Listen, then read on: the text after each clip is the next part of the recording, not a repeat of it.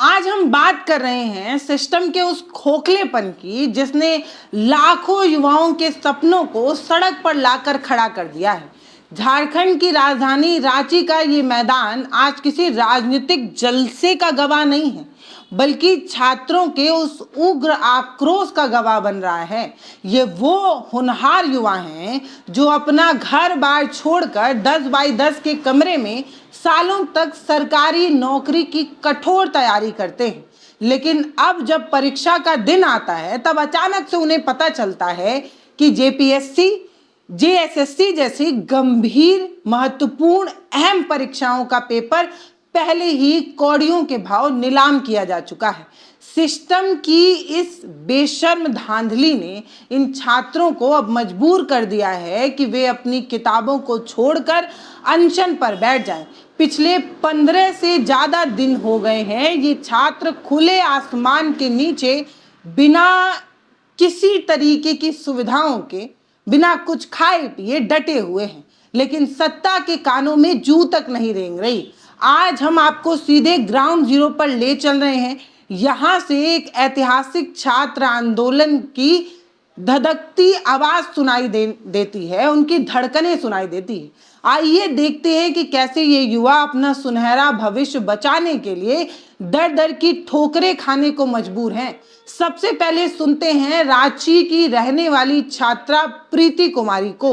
इनका दर्द हर उस युवा का दर्द है जो इस भ्रष्ट व्यवस्था का बेकसूर शिकार हो रहा है। हमारे झारखंड में देखा जाए तो इतनी समस्याएं हैं कि उसको मतलब हम बोल भी नहीं सकते, ऐसी समस्याएं हैं। लेकिन सबसे बड़ी समस्या यहाँ पे जेपीएससी और जेएसएससी को लेकर जो भी अनियमितताएं चल रही है, इसको लेकर स्टूडेंट छात्र जो भी हैं वो काफ़ी मतलब इस चीज़ से नाराज़ है झारखंड सरकार से, और इसी का जो प्रोटेस्ट चल रहा है वो कहीं ना कहीं मांग कर रहे हैं कि इसकी जांच हो, पारदर्शिता हो इन चीज़ों का, ताकि जो छात्र हैं वो अपनी जो हक अधिकार है, कहीं ना कहीं यहाँ पे देखा जाता है हर चीज़ों में। अभी आपको हाल ही को बताते हैं, इस बार जो बोर्ड का एग्ज़ाम हुआ इसमें ना बोर्ड का जो पेपर है मैथ का और साइंस का वो लीक हो गया था पहले ही।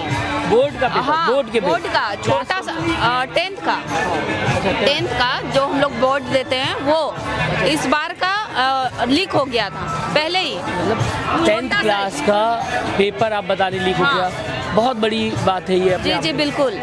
उसके बाद अभी लगातार 14 जेपीएससी हो चुका है, उसमें भी इतना पेपर लीक का मामला, मतलब अभी तक पहला दूसरा जो भी हुआ, अभी तक जितना भी हुआ उसमें भी अनियमितताएं पाई गई, लेकिन उसका भी अभी कोई मतलब 1-2 को पाया गया आरोपी, लेकिन उसके बाद फिर उसका कोई जांच पड़ताल सुनने को नहीं मिला। और फिर से अभी 14वीं जो जेपीएससी हुई है इसमें इतनी अनियमितताएं हैं कि मतलब अब छात्र चाह रहे हैं कि हमारे भविष्य के साथ कब तक खेला जाएगा। कहीं ना कहीं ये गलत है और छात्र अपने हक अधिकारों के लिए यहाँ पे प्रोटेस्ट लगातार, आज हो गया 17 दिन, लगातार 17 दिनों, 15 दिन है ना? 15 दिन नहीं, 17 दिन हो, 15 दिन 25, हाँ शायद, फिलहाल देखना पड़ेगा। 15वां दिन 8 तारीख है ना आज?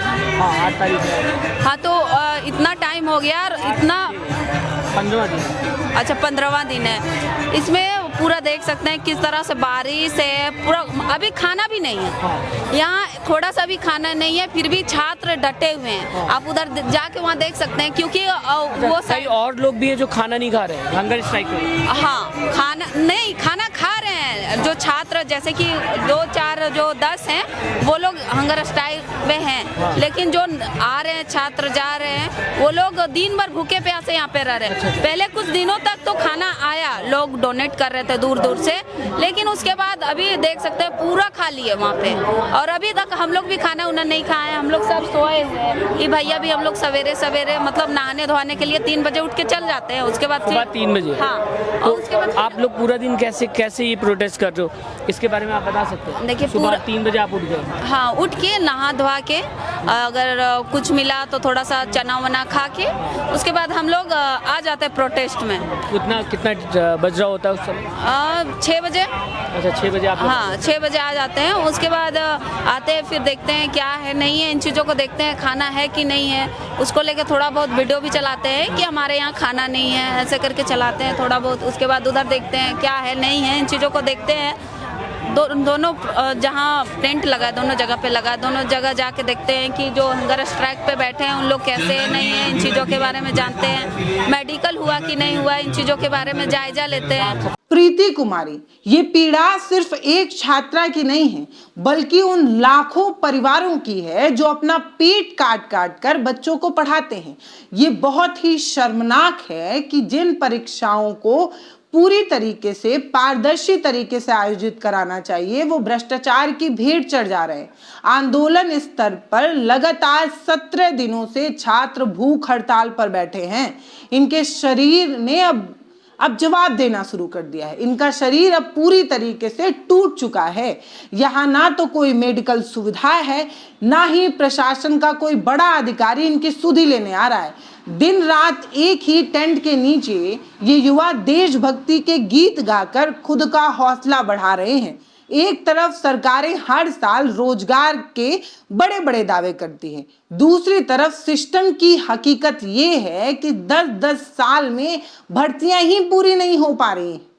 जब बार बार पेपर लीक होता है तो छात्रों का ये गुस्सा बहुत ही बड़े ज्वालामुखी का रूप ले लेता है।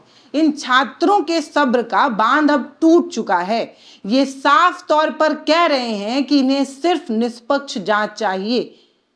आगे सुनते हैं कि किस तरीके से ये छात्र जो है वो भारत के संविधान को अपना हथियार बनाकर कड़ा विरोध दर्ज करा रहे हैं। ध्यान से सुनिए। हम भारत के लोग भारत को एक संपूर्ण प्रभु संपन्न समाजवादी पंथ निरपेक्ष लोकतंत्रात्मक गणराज्य बनाने के लिए तथा उसके समस्त नागरिकों को सामाजिक आर्थिक और राजनीतिक न्याय सरकार के लिए होगा सीधा सीधा। हाँ, विचार अभिव्यक्ति विश्वास धर्म और उपासना की स्वतंत्रता प्रतिष्ठा और अवसर की समता प्राप्त करने के लिए तथा उन सब में व्यक्ति की गरिमा और राष्ट्र की एकता और अखंडता सुनिश्चित करने वाली बंधुता बढ़ाने के लिए दृढ़ संकल्प होकर अपनी इस संविधान सभा में आज तारीख 26 नवंबर 1949 ईस्वी मिति मार्गशीर्ष शुक्ल संपत्तिस्वत 2006 विक्रमी को एक द्वारा इस संविधान को अंगीकृत अधिनियमित और आत्मसमर्पित करते हैं। अब इससे आप क्या संदेश देना चाहते हैं? आपने बता दिया, आपने पढ़ दिया, आपने जो भी लिखा हुआ था आपने सब कुछ समझाने की कोशिश की। क्या संदेश इससे आप सरकार को देना चाहते हैं? संदेश देना चाहते हैं कि जिस प्रकार से अभी यही वो पेपर है, यही वो संविधान का पन्ना है जिसे इन्होंने पढ़ा है। अब इसके बारे में संविधान की नियम से चल रहे हैं पर सरकार इस संविधान की नियम से कतई नहीं चल रहा है। वो हमारे इन युवाओं के भविष्य के, हम भी एक युवा हैं, भविष्य के लिए लड़ रहे हैं। हम युवाओं के भविष्य को तबाह करने में लगा हुआ है। उनको नहीं पता है कि अगर कोई देश कोई राज्य महान बनता है तो वो युवाओं की समर्थन से बनता है और युवाओं की पृष्ठभूमि से बनता है।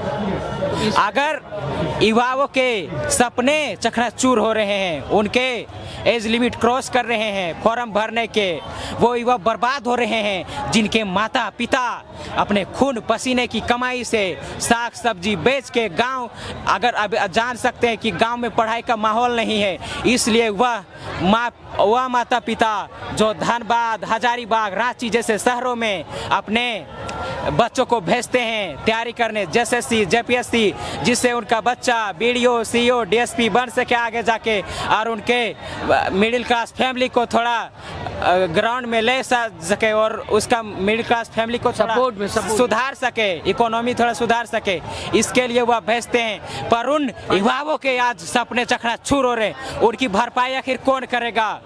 समय बर्बाद हो रहे। 10 बाय 10 के कमरे में एक टाइम खाना बनाते हैं, 3 टाइम खाते हैं, ना शादी ना पार्टी में जाते हैं। और वह छात्र जो 24 घंटा में 16 घंटा सिर्फ किताबों में बिताते हैं, उन छात्रों का दर्द को आज हम समझ रहे हैं। उन दर्द को सरकार कैसे भरपाई कर पाएगा? आखिर संविधान की प्रस्तावना को इस तरीके से किसी विरोध प्रदर्शन में खुलेआम पढ़ा जाना ये दर्शाता है कि हमारे देश का युवा अपने अधिकारों को लेकर कितना जागरूक है।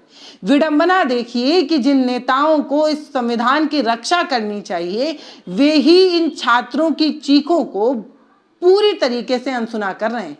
ये दर्दनाक स्थिति हमें नीट जैसे राष्ट्रीय स्तर की मेडिकल प्रवेश परीक्षा के पेपर लीक महाघोटाले की याद दिलाती है। पहली बार कोई पेपर लीक नहीं हुआ है। उस समय भी लाखों होनहार छात्र अपने भविष्य को दांव पर लगता देखकर सड़कों पर उतरे थे। तमाम अखबारों ने उसे प्रकाशित भी किया था और हम जैसे चैनलों ने उसे कवर भी किया था। नीट घोटाले की तरह यहाँ भी सत्ता और विपक्ष दोनों इन छात्रों के भविष्य पर अपनी गंदी राजनीतिक रोटी सेकने में लगा हुआ है। जब केंद्र में विपक्ष को मुद्दा मिलता है तो वो जमकर हंगामा करता है, लेकिन अपने ही राज्य में बिल्कुल मौन हो जाता है। छात्र इस दोहरे और कपटी चरित्र को बहुत ही अच्छी तरीके से समझ चुका है। वो अवसरवादी राजनीति को बेनकाब कर रहा है। इनका साफ साफ कहना है कि उन्हें झूठी सहानुभूति नहीं चाहिए, बल्कि एक ठोस और निष्पक्ष समाधान चाहिए। आइए सुनते हैं कि कैसे एक युवा छात्र नेता इस खोखली राजनीति को लेकर अपना तीव्र आक्रोश व्यक्त कर रहा है। ध्यान से सुनिए। बच्चे राजनीतिक बहलावे फुसलावे में नहीं आते हैं, ये इसका एक एग्जाम्पल है। जब जंतर मंतर में नीट पेपर लीक में हंगामा हुआ था तो उस समय मोदी जी ने कुछ नहीं बोला था। जब छात्रों पर बर्बरता तरीका से लाठी चार्ज हुआ, छात्रों को पूरा पिटा गया, उसके बाद वह संज्ञान में लिया। और हाँ, उस समय राहुल गांधी जी वहाँ बहुत उचक रहे थे। और अभी जब यहाँ झारखंड में इंडिया गठबंधन और राहुल गांधी गठबंधन का सरकार है, जेएमएम, इस समय राहुल गांधी जी चुप हैं और मोदी जी लाइव आके बोल रहे हैं। हम बोलना चाहते हैं, ये सिर्फ पॉलिटिकल दल अपनी एजेंडा बनाने में, ये सिर्फ छात्रों के नाम पर राजनीतिक रोटी सेकने में लगे हुए हैं। नेताओं की इस नीच राजनीतिक बयानबाजी के बीच अगर किसी का सबसे ज्यादा नुकसान हो रहा है तो वो है जो भारत का एक आम मध्यवर्गीय परिवार है। दूर दराज के छोटे गांवों से आने वाले युवाओं के माता पिता अपनी जमीन और अपने गहने गिरवी रखकर उन्हें पढ़ाई के लिए भेजते हैं। वे बच्चे दिन रात पढ़ते भी हैं, दिन रात उम्मीद करते हैं पेरेंट्स जो है कि उनका बच्चा एक दिन अफसर बनकर लौटेगा, बुढ़ापे की लाठी बनेगा। लेकिन सिस्टम की एक चूक, सिस्टम की एक भूल उनके सारे अरमानों को खाक कर देती है। जब कोई सालों से इंतजार के बाद वैकेंसी आ भी जाए, वो भी भ्रष्टाचार के कारण रद्द कर दी जाती है, रद्दी टोकरे में डाल दी जाती है। छात्र अंदर से पूरी तरीके से टूट जाता है। प्राइवेट सेक्टर में आसानी से नौकरियां नहीं मिल पा रही हैं और हमारी सरकारी सिस्टम में उसकी नाकामी छिपाने के लिए सीबीआई जांच की जाती है। न जाने क्या क्या नौटंकी होती है, आप सभी को पता है। यही वो बड़ा कारण है कि आज युवाओं ने सरकार के खिलाफ बहुत ही बड़ा और निर्णायक आर पार का मोर्चा खोल दिया है। अब किसी के रोकने पर ये रुकने वाले नहीं हैं। इन्होंने साफ कह दिया है कि वे पूरी सत्ता को पलट कर ही रख देंगे।